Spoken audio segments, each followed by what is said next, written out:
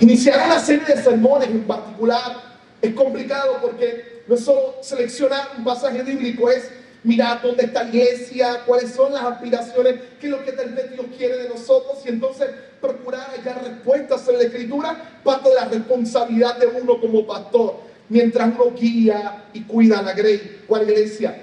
Y en particular este año yo quiero que seamos fieles a nuestra identidad como iglesia.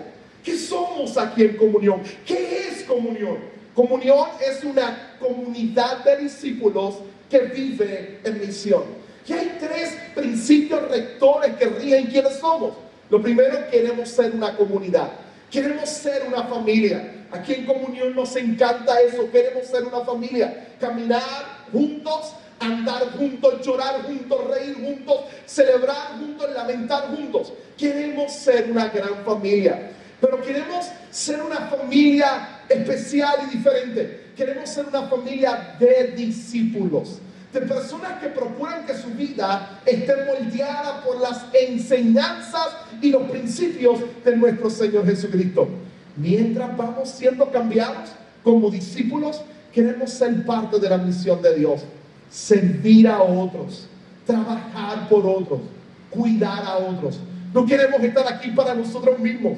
Queremos ser parte de esa obra maravillosa que Dios está llevando a cabo en otros lugares de nuestra tierra y del planeta. Así que por eso vamos a comenzar un poco este año a mirar qué significa ser discípulo de Jesús. Y para ello este pasaje de Mateo 5 al 7 nos va a brindar el espacio para pensar cómo Jesús entiende que deben ser sus discípulos. Le vamos a titular esa serie de sermones La vida en el reino. Pero antes vamos entonces a tratar de explorar qué significa vivir en el reino de Dios, o qué es el reino de Dios. Hay una serie de preguntas entonces que nos podríamos hacer. Por ejemplo, ¿qué es y cómo es el reino de Dios? Otra pregunta que nos podemos hacer es ¿cómo se entra en ese reino? ¿Y cuál es la naturaleza o el carácter de ese reino? Hoy no pretendo contestarlas todas, solamente la primera. Y siendo honesto, quiero enfocarme principalmente en cómo es, cómo se ve, cómo se anuncia ese reino por parte de Jesús. E iremos definiendo lo que es el reino de Dios a través del resto de los sermones. Con eso en mente, déjenme comenzar con lo siguiente. Mi esposa Rosy ha trabajado en dos lugares esencialmente en su tiempo como maestra. Uno de sus principales o primeros trabajos como maestra fue una escuelita literalmente al frente de Luis Llorén Torres, de este residencial conocido en Puerto Rico de Luis Llorén Torres. Y ella tiene un montón de experiencias trabajando con esta población, con sus dificultades, con sus retos, con todos los peligros que estos muchachos experimentan todos los días. Pero hay una anécdota que ella me contó que a mí me estremeció el corazón. Usualmente cuando trabajaba con intermedia o trabajaba con sus papás, los padres tenían que llegar para recibir algún tipo de ayuda o conseguir algún tipo de trabajo o de empleo, y le pedían que los maestros pues firmaran que los estudiantes estaban asistiendo a la escuela. Y cuando Rosy recibía las solicitudes para un trabajo de los padres o cualquier otra asignación, se daba cuenta que en la mayoría de los casos los papás siempre mentían cuando de la dirección donde vivían se trataba. Mi esposa se detenía y les preguntaba: pero esta no es la dirección que me pusiste en la tarjeta cuando llenaste y matriculaste al estudiante. La respuesta de ellos siempre me ha causado mucho dolor. Decían: maestra, es que si pongo en la solicitud que soy de Llorén, no me dan trabajo. A veces me niegan la ayuda y me dificulta que las puertas se abran. Ser de un lugar es increíble que aún hoy en el siglo XXI te juzguen por el lugar de donde tú provienes, del lugar de donde te has criado o el lugar donde te has forjado. El problema es que todos, y déjenme expresar todos con cada letra en mayúscula, todos cargamos con ciertos prejuicios.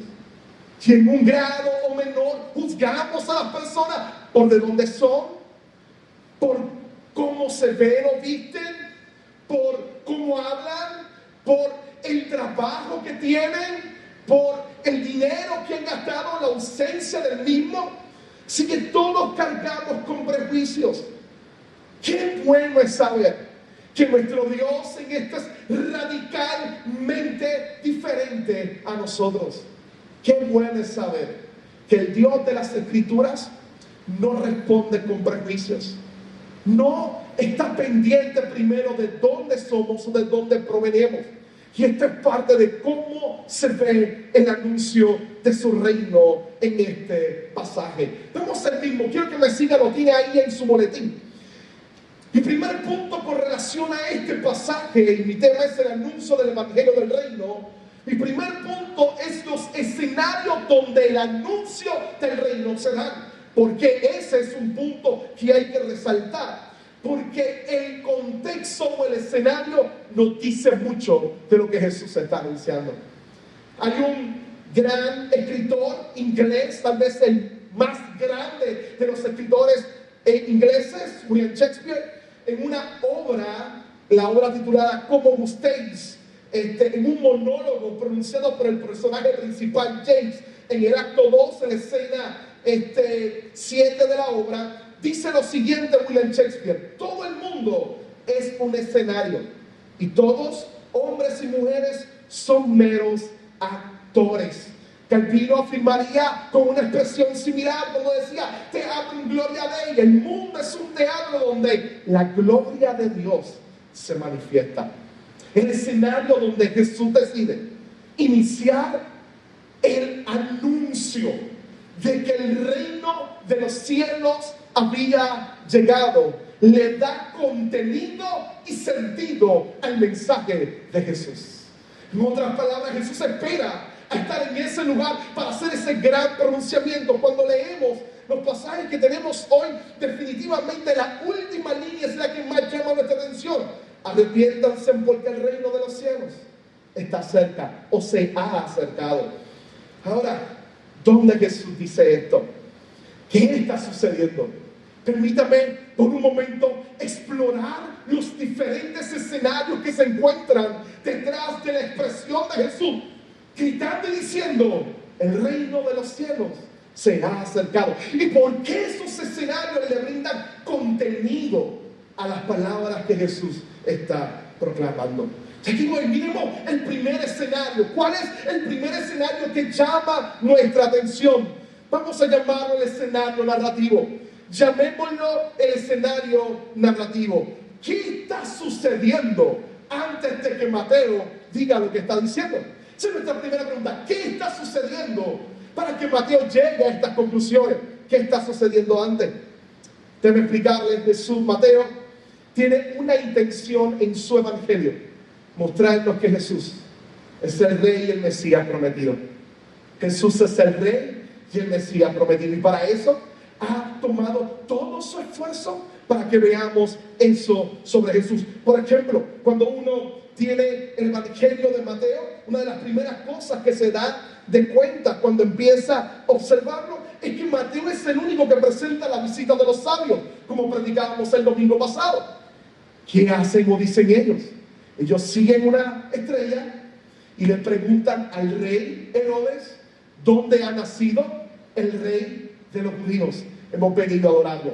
La primera presentación por gente que no es de Israel sobre la identidad de Jesús ya rápida es expuesta. Mateo nos expone la identidad de Jesús. ¿Quién es Él? Es un rey.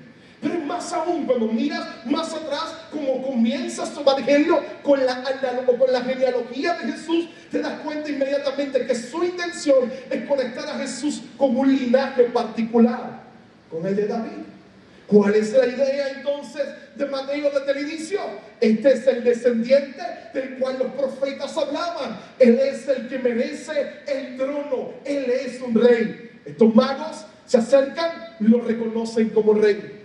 Inmediatamente continúa su narrativa. Lo vemos venir del desierto, como cualquier rey en la antigüedad, convertirse en el representante del pueblo, el cual es el rey de Israel. Y vemos entonces que enfrenta las mismas tentaciones que Israel enfrentó en el desierto. Se enfrenta con las mismas tentaciones que Israel se enfrentó cuando apenas estaba transitando por el desierto. Y en cada una de ellas falló. Construyeron un ídolo y adoraron un ídolo en vez de adorar a Dios. Le pelearon a Dios por protección, por comida. Por protección y por comida. Jesús va al desierto. Y en medio del desierto se mantiene fiel. Donde Israel fue infiel, su rey permanece fiel. Cuando lo atacan por comida, él dice que la palabra de Dios es más que suficiente. Cuando lo atacan con poder para que adore, él dice que solo al Padre se debe adorar. Cuando lo atacan con el hecho de la seguridad, él recuerda que él no duda sobre la seguridad de su Padre Celestial. Jesús vence donde Israel falló. Y pareciera que Mateo nos está gritando con bombos y platillos: Él merece ser llamado Rey porque Él viene a traer su reino. Vamos ahora a pasar a otro escenario.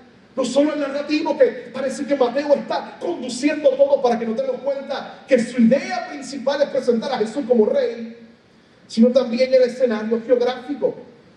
Porque por un lado es el que acaba de declarar que el reino está cerca, es el rey de ese reino. Donde Él está, el reino se hace presente. Pero vamos a mirar el escenario geográfico, cómo este escenario nos brinda contenido sobre lo que esa expresión significa. ¿Dónde Jesús está hablando? Miren los primeros versos conmigo. Cuando Jesús oyó que habían encarcelado a Juan, regresó a Galilea, verso 13. Partió de Nazaret. Él regresa a Galilea. Así que hay un movimiento de Jesús. Se encuentra en Judea, va a Galilea, sube al norte. Partió de Nazaret y se fue a vivir a Capernaum, que está junto al lago, en la región de Zabulón y de Neftalí, para cumplir lo dicho por el profeta Isaías. Tierra de Zabulón y tierra de Neftalí, desde el camino del mar al otro lado del Jordán, Galilea de los gentiles. El pueblo que habitaba en la oscuridad ha visto una gran luz. Sobre los que vivían en tierra de sombra de muerte, la luz ha resplandecido. Jesús hace un movimiento de Judea hacia más al norte, desde Nazaret hacia más al norte. ¿Qué sucede cuando se mueve al norte? Cuando llega a Galilea. El texto te da algunas claves. Primero, ¿cómo se llama este lugar? Galilea de los gentiles. Y es que todo el mundo en el sur, Jerusalén, el centro religioso y político de Israel, se encuentra en el sur. Y para ellos, miran con sospecha a todos los que provienen del norte. Porque por estar en esa frontera, históricamente eran comunidades mixtas. Habían judíos, pero había mucha comunidad mixta que se había mezclado con los gentiles. Así que tenías una gran cantidad de gentiles, una gran cantidad de judíos. Era una comunidad mixta. Y esa idea de una comunidad mixta, esa realidad le generaba sospecha. Eran personas que el resto del pueblo miraba como personas no gratas o no agradables. Además de tener una comunidad mixta, lo segundo que había, yo creo que es importante, es que era un lugar de mucha pobreza. Está lleno del centro o de los centros principales. Hay una ciudad más al este de Galilea que era prácticamente totalmente helenizada, y había riqueza, vivían las élites o las personas más adineradas. Tenías el sur, donde estaba Jerusalén, donde era el centro del movimiento religioso y político. Pero en el norte, no. Su geografía era árida. Era complicado progresar en un lugar de pobres. ¿Quién quiere comenzar un ministerio en esa región? Sería una gran pregunta. Pareciera que Jesús sí. Y es a ellos a los cuales les va a anunciar que el reino de los cielos se ha acercado.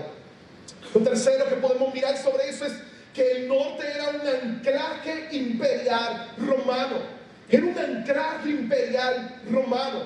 ¿Qué significa eso?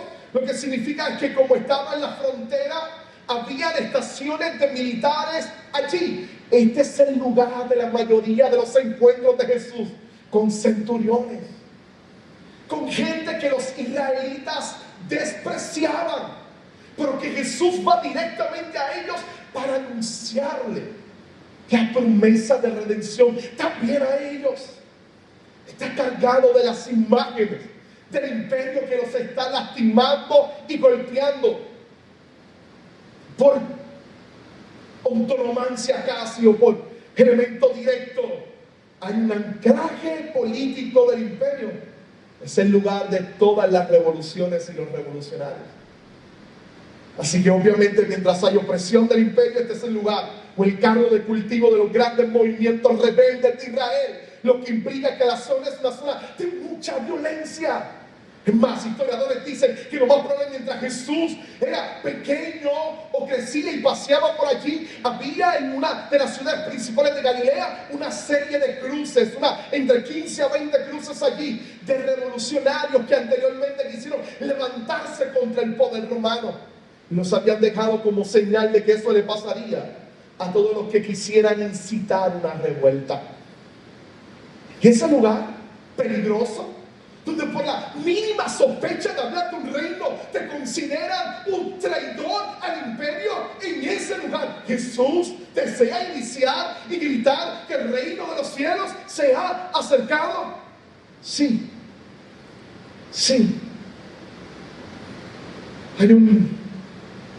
Hay otro escenario adicional, no solo el geográfico, sino también el cronológico. Una vez más, mire el inicio de su texto, específicamente el verso número 12. Cuando Jesús oyó que habían encarcelado a Juan, regresó a Galilea. Mateo en clave nos dice: Jesús esperó que a Juan lo hubiesen encarcelado, y una vez estuviese encarcelado, regresar a Galilea. Esto se ha tratado de explicarle de dos maneras, todas conducen a la misma explicación. Jesús decide sabiamente esperar el tiempo perfecto para comenzar su ministerio. Dios no se adelanta, no se atrasa, no está demorado, no está despistado. Dios siempre actúa en el momento perfecto y oportuno. Lo hizo en la vida de Jesús. Déjame decírtelo hoy a ti, lo hace también en tu vida. Dios no se ha olvidado. Él no está demorado ni despistado. Dios siempre actúa en el tiempo perfecto. Las explicaciones, lo más probable entre ellas es que Juan es el último de los grandes profetas que anuncian que vendría un Mesías que establecería el reino. Una vez Juan sale del escenario, Jesús dice: llegó el momento de que la gente entienda que lo que ellos decían es verdad. Voy a proclamar el reino de los cielos. Y Jesús entonces aparece en medio del escenario. El cuarto escenario es el escenario teológico. Mire una vez más esos textos, en particular el verso 14 conmigo, ahí lo tiene. Para cumplir lo dicho por el profeta Isaías. Y ahí esta cita de Isaías: tierra de Zabulón y tierra de Neftalí, desde el camino del mar, al otro lado del Jordán, Galilea de los gentiles, el pueblo que habitaba en oscuridad ha visto una gran luz. Sobre los que vivían en tierra de sombra de muerte, una luz ha resplandecido. Mateo nos está gritando que el movimiento de Jesús no es al azar. Está en el perfecto tiempo de Dios, pero aún así tiene una intención teológica: cumplir las promesas de Dios dadas en el Antiguo Testamento, moverse hacia ese lugar. Como dirían, como refrán popular, este último escenario es la cherry del pastel, porque es la que le da sentido a todo. Déjenme explicarle por qué. Si Jesús se está moviendo al norte, porque la Escritura lo establece como propósito de Dios, nos dice mucho del Dios que está estableciendo su reino. Nos está diciendo que sí, a pesar de ser un lugar de pobreza y de violencia, Dios quiere que su reino comience allí. Nos está diciendo que sí, a pesar de ser un lugar donde la gente sospecha de su población por ser mixta racialmente, Dios desea comenzar su reino allí. Nos está diciendo que sí, que a pesar de todas las intimidaciones políticas, Dios quiere comenzar su reino allí. Nos dice que sí, que a pesar de todos los grupos revolucionarios revolucionario quiere comenzar el anuncio de su reino allí. Dios escoge el peor escenario posible para comenzar el anuncio más glorioso de la historia humana, que el reino de los cielos se había puesto en marcha. Y es aquí donde el reino nos muestra su similitud extraordinaria como parte del Evangelio del Señor Jesucristo. ¿Por qué esto es importante para ti y para mí hoy?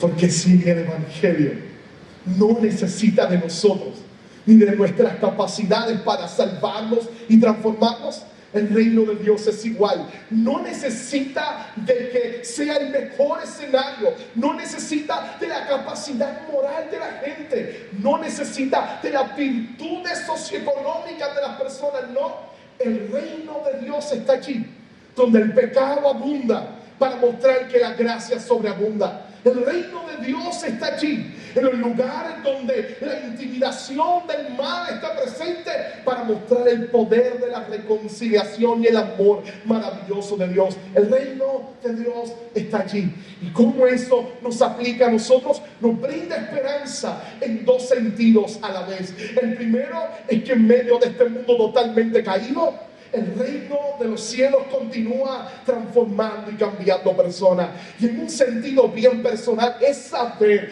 que la invitación para ser parte de ese reino no descansa en mis virtudes, no descansa en de dónde tú provienes, cuánto dinero tienes en tu cuenta bancaria, cuán estable emocionalmente eres. No depende de cuán consistente espiritualmente eres. No, el anuncio del reino de Dios y sus bendiciones para tu vida no dependen de nada que tenga que ver contigo. Depende absolutamente de la acción divina en nuestras vidas. Jesús aparece en el norte sin que nadie lo invite y le dice: el reino de los cielos se ha acercado.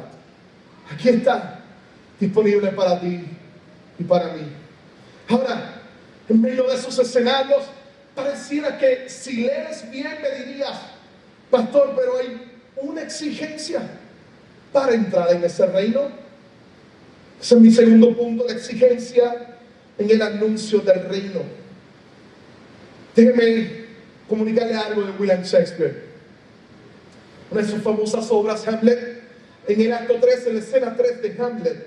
Hamlet, la historia de este príncipe, se llama igual que su papá. Su papá lo mata a su hermano y se casa con la que era su esposa.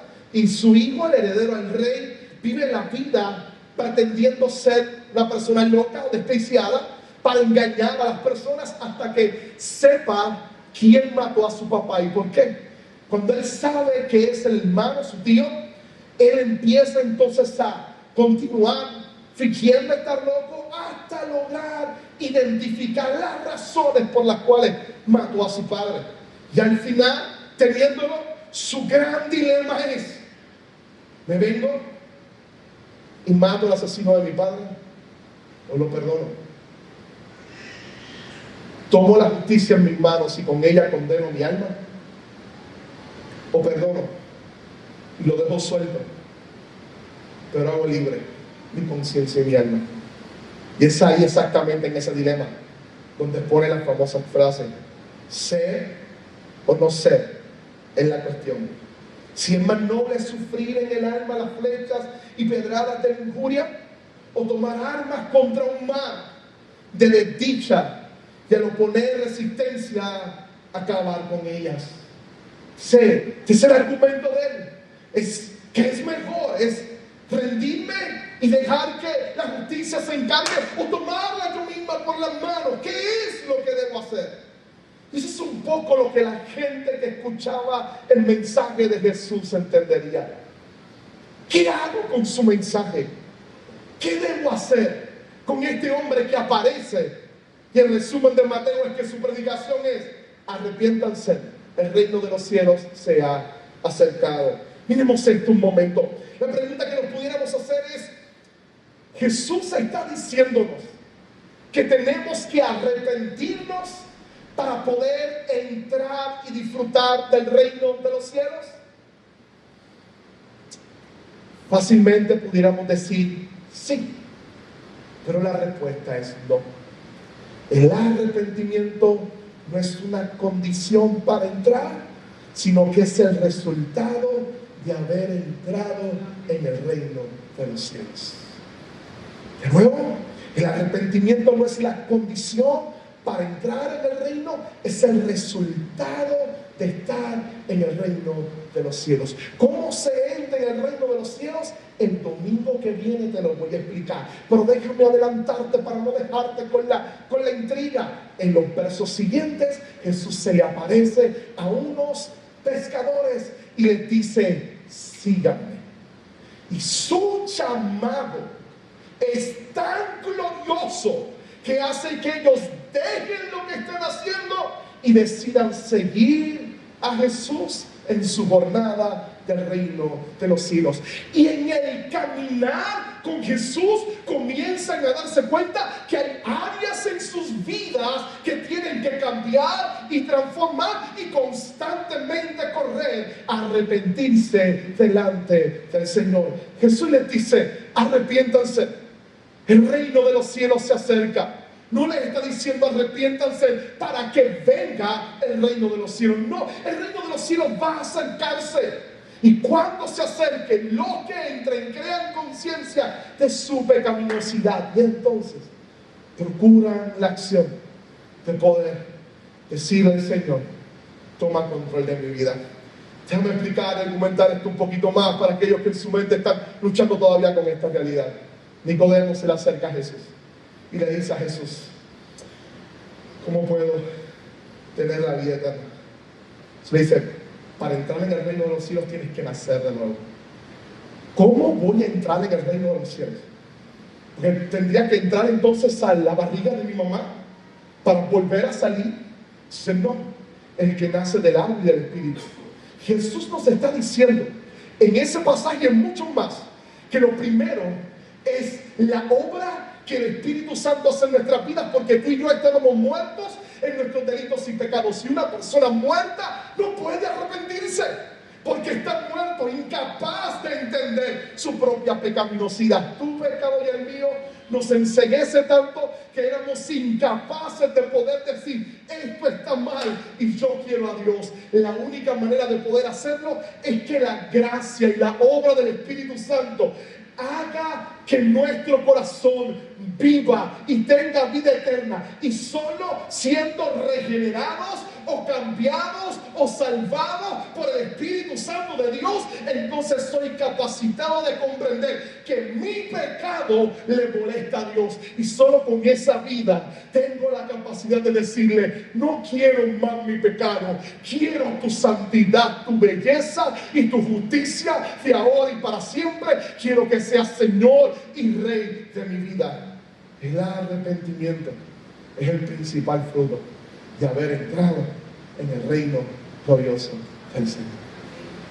Es el primer fruto de nacer de nuevo y de estar ahí en la presencia de nuestro Dios maravilloso y hermoso. Yo creo que entonces por eso es importante explorar lo que esto significa. ¿Qué Jesús quería decir con arrepiéntanse? Estudiantes de Biblia rápido sacarán a la luz decir: esa palabra es bien conocida en griego, el metanoia, es un cambio de dirección. Lo que le está pidiendo a ellos es que hagan un cambio de dirección. Y sí, ¿cómo entendían ellos? ¿Dirección hacia qué? ¿Qué debían cambiar? ¿Qué debían de dejar? ¿Qué debían tomar? ¿A qué debían renunciar? Nuestras pretensiones evangélicas rápidas colocando una serie de listas de las normativas que tenemos o de las comunes para nosotros. Oh, de seguro Jesús le está diciendo: dejen el adulterio, dejen la fornicación, dejen la mentira, dejen la idolatría, dejen esto, dejen lo otro y vengan. Pero la realidad es que es todo eso y mucho más. Por lo menos la esfera de Jesús del llamado al arrepentimiento tiene 3 dimensiones que son buenas explorarlas. Jesús los está llamando así, a que ahora que la nueva vida puede entrar en ellos, Jesús nos está llamando a nosotros, a los que la nueva vida ha despertado en nosotros el amor hacia Dios, ha puesto el amor hacia Dios, a sentir dolor por todo aquello que no agrada a Dios. Déjeme volver a repetir. Es un llamado de Dios a sentir dolor por todo aquello que no agrada a Dios. Los que tienen la nueva vida, que el Espíritu Santo está dentro de ellos, no es que vivan vidas perfectas. La vida tuya y la mía está bien lejos de ser una vida perfecta. Aquellos que han nacido de nuevo y tienen la ayuda del Espíritu Santo en su corazón, son personas que cuando miran dicen: me duele lo que yo sé que está mal y quiero que Él lo cambie, quiero que Él lo transforme en mi vida, porque quiero vivir agradando a aquel que me amó tanto, que me ha salvado y me ha permitido entrar en su reino. Yo quiero vivir para Él. Así que ese llamado es a sentir dolor por el pecado.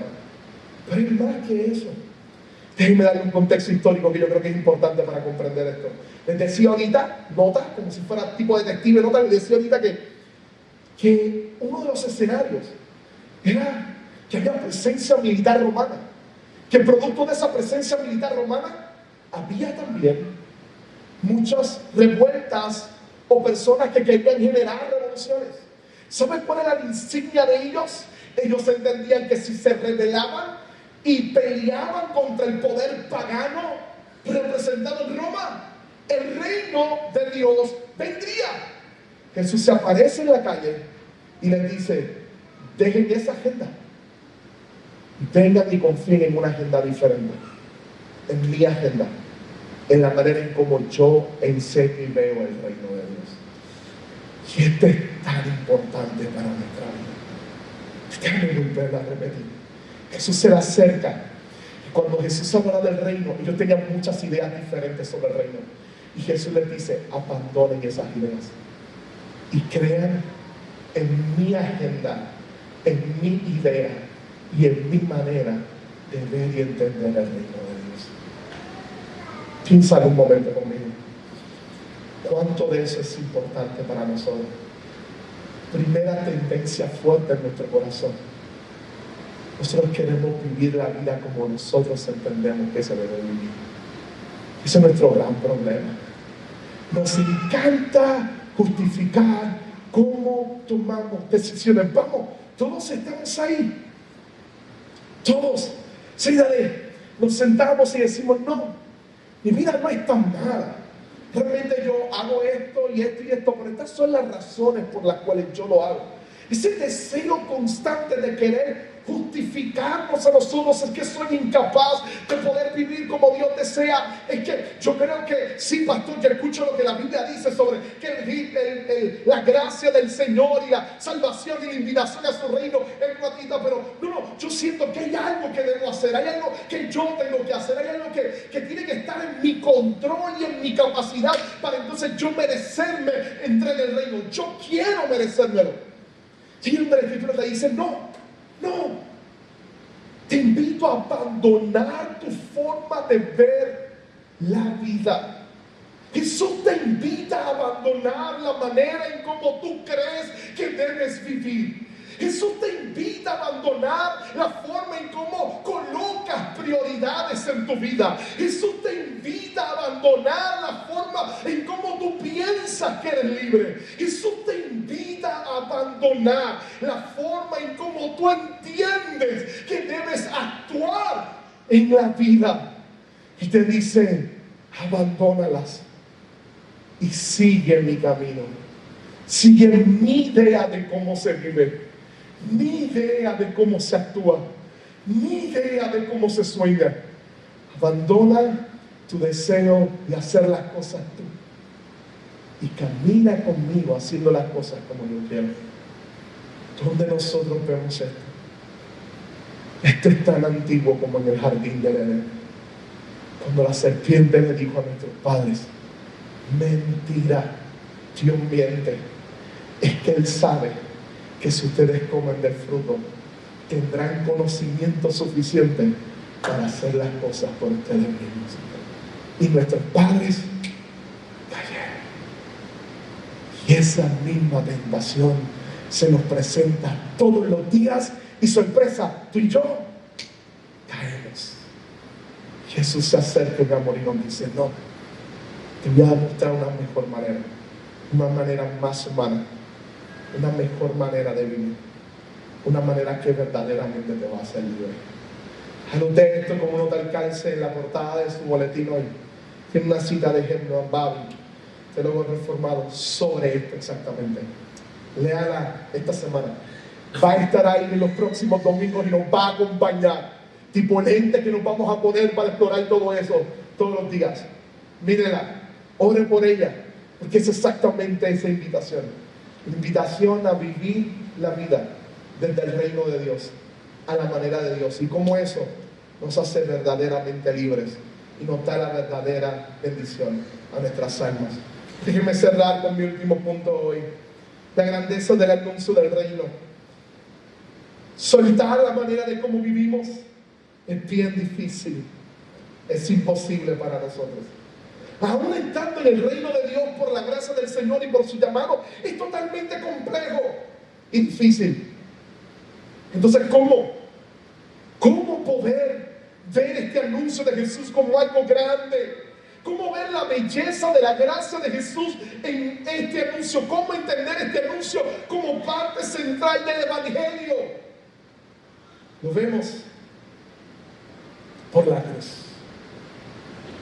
Sí.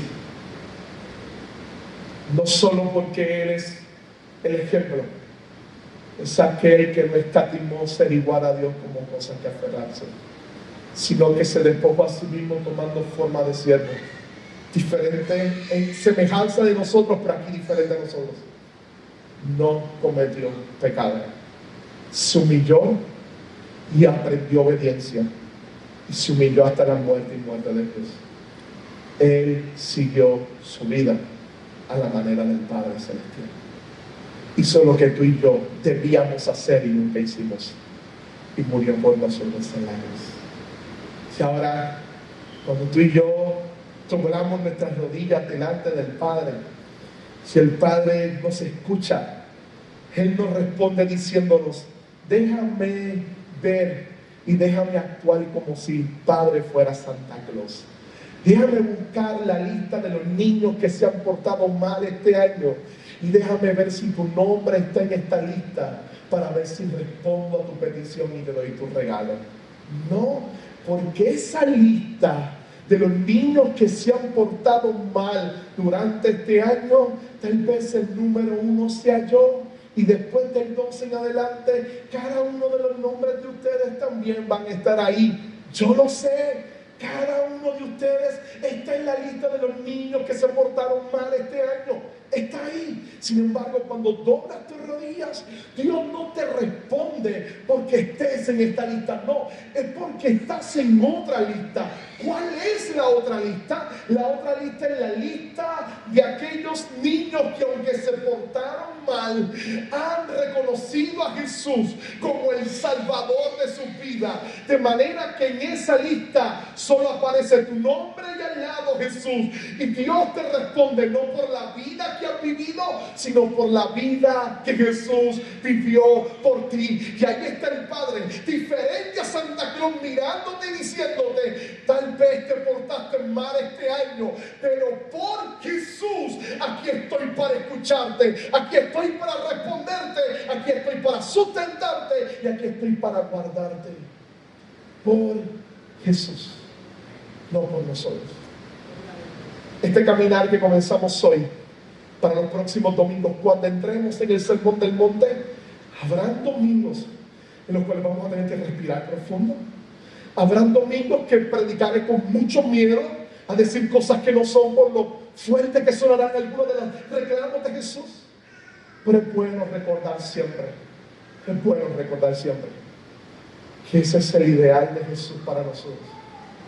Y que Jesús ha prometido es morir por nosotros en la cruz, darnos su Espíritu Santo para ayudarnos a vivir de esa manera y descubrir la hermosura y la bondad de ella. Acompáñame en esta nueva jornada en comunión a ser discípulos que viven en el reino de Dios.